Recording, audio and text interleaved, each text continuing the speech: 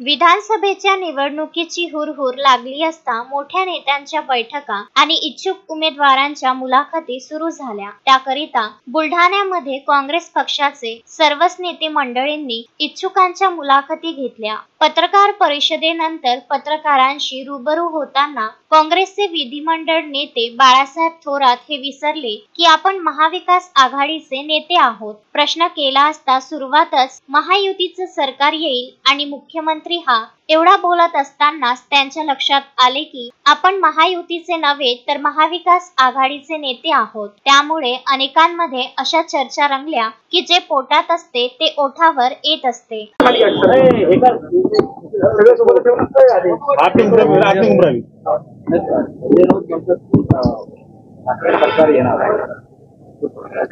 असं आहे की महायुतीचं सरकार येणार, मुख्यमंत्री महाआघाडीचं सरकार येणार।